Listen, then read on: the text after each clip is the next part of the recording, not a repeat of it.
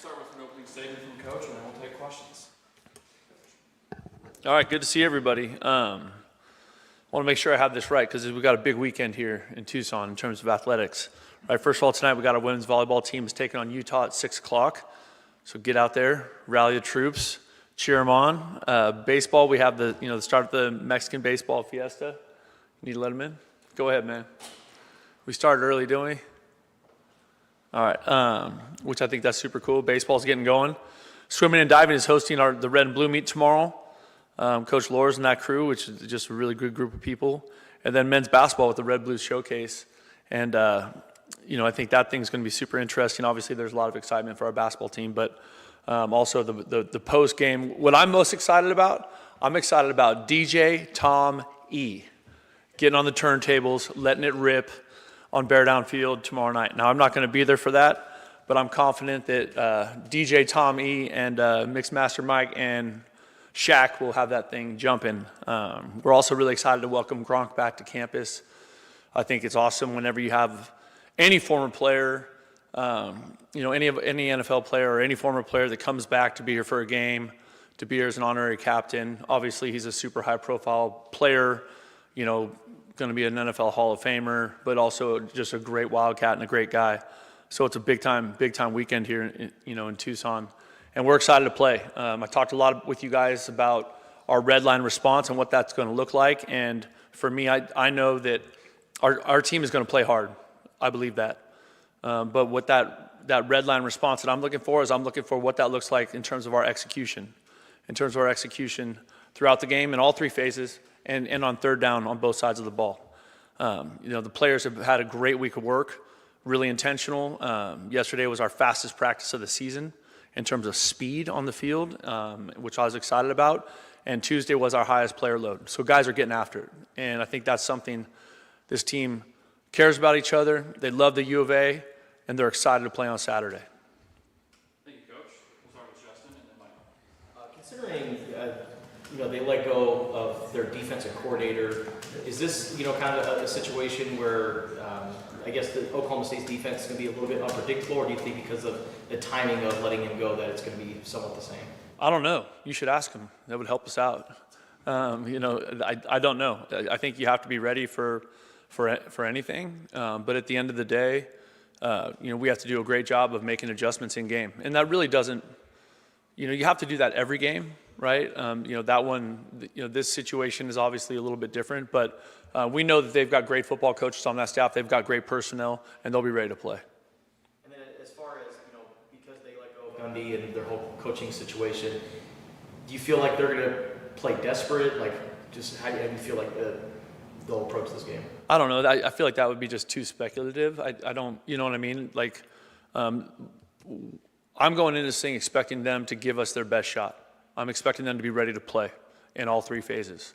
And I know that in order for us to play the kind of football we want to play, we have to be locked in and totally dialed into red line. And so whatever they do is what they do, and we have to adjust and play through it. So I think there have been 4 schools that have moved on from their coaches before the calendar hit October 1st. There's a lot of reasons why an administration would do that, but kind of the side effect is that it enables players to enter the portal during the season. But in general, what do you make of that and how it can impact a program? God, that's a good question. I think we are moving, kind of in terms of the NCAA, college football, in a direction with the portal that is making it cleaner, and I think something that will be positive for the game when we finally get to this is what it is and this is how we're moving forward. I think anytime you go through a situation like that, it's extremely complicated, and it's complicated for everybody involved, right? I don't know how big their football staff is, but I'm guessing it's more than 50 people, and I'm assuming those 50 people all have families.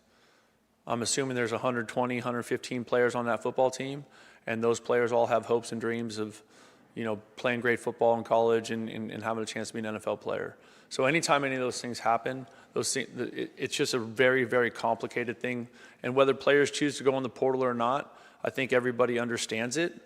You know what I mean? Like, I don't think you don't want that. Like is I look, I can only look at it through the lens of like our team. Would I want that? Of course not. Of course not. You want everybody committed to the U of A. You want everybody committed to Redline. You want everybody absolutely committed to what we're doing here, building a sustainable, consistent, winning football program every damn year. And if everyone's jumping in and out all the time, I don't know how you do that, regardless of the circumstances.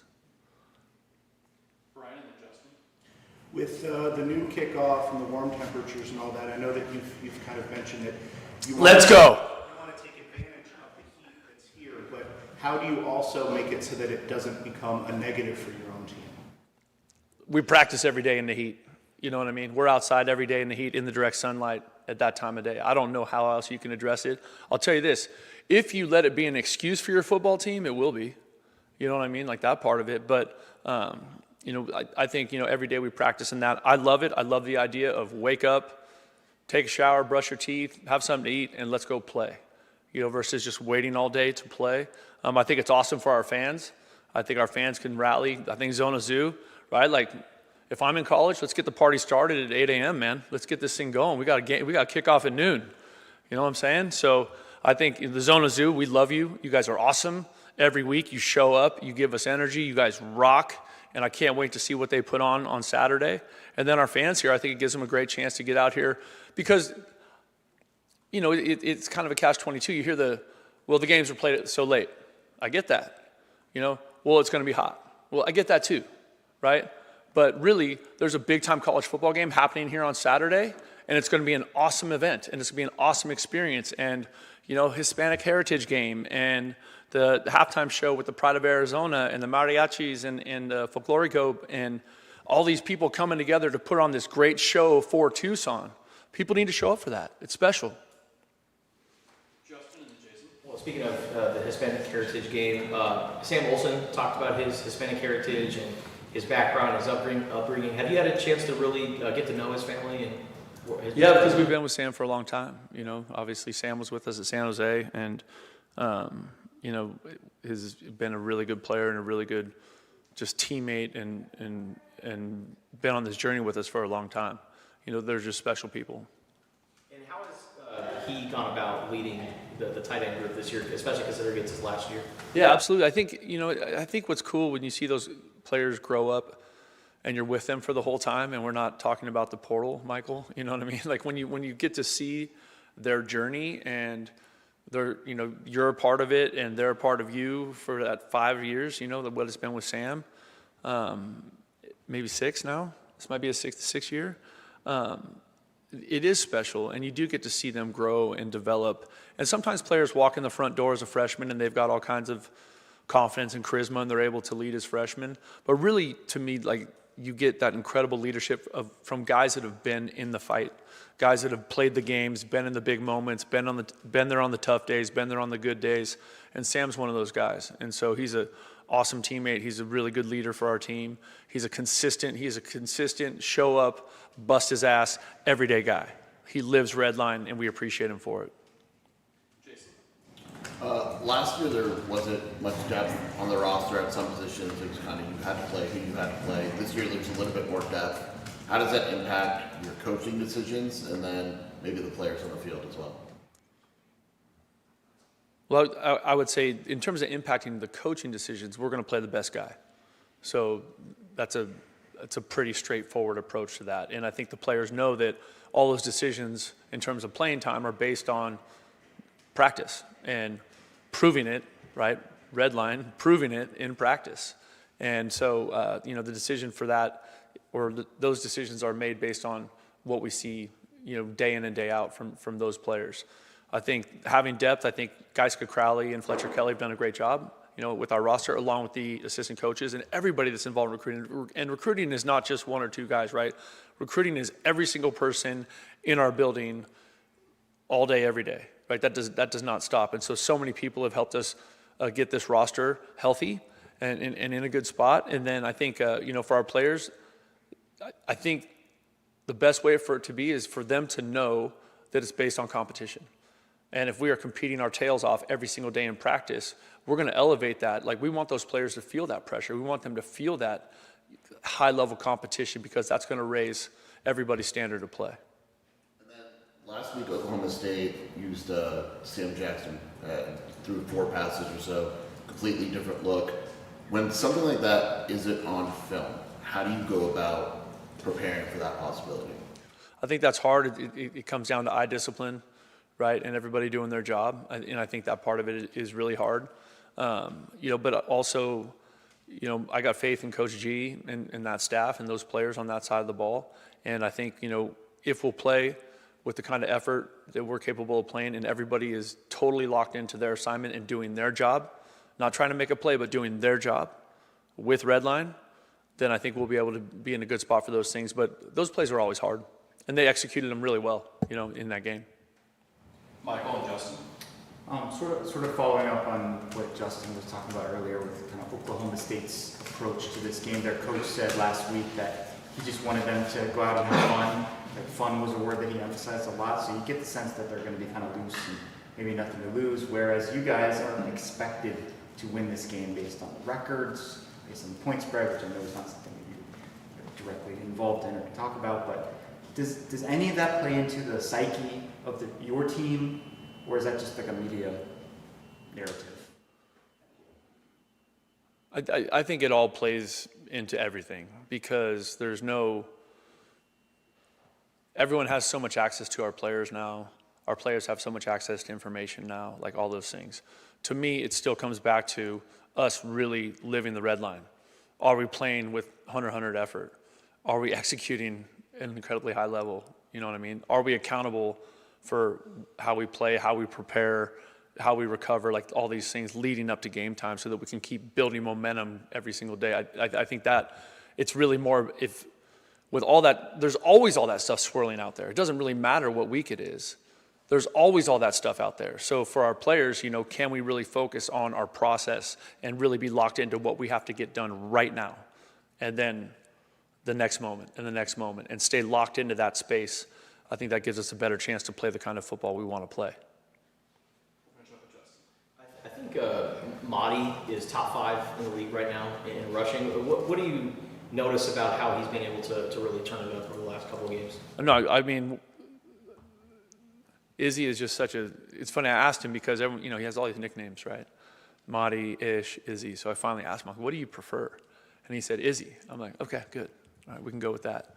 So maybe that helps y'all. But he's an awesome kid, super, super intentional, has been that way since he showed up here. He's super well liked, but also well respected by the team because of how he works. And I think, some of the production you're seeing from him is a great reflection of him living the red line. You know what I mean? He's totally a high effort player.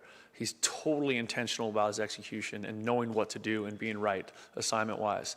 And then he's also an own it, fix it. When he makes a mistake, he's a guy that can fix it quickly, which I think is really important. I think that's one of those struggles that young people have, right now, where when they make a mistake, they have trouble recovering, mentally and emotionally from the mistake. And really, the mistake, we can live with one mistake. How quickly can you get back on track and do your job with Redline? And Mahdi's a guy that does that every time. The own it, fix it part is a good example of that, the opening kickoff and then how he was able to answer after that. Yeah, absolutely. And I think, that part of it, that's a big deal. The ball security thing is something that we are dead serious about around here. And, every play he's supposed to hand the ball to the official. And in that play he didn't.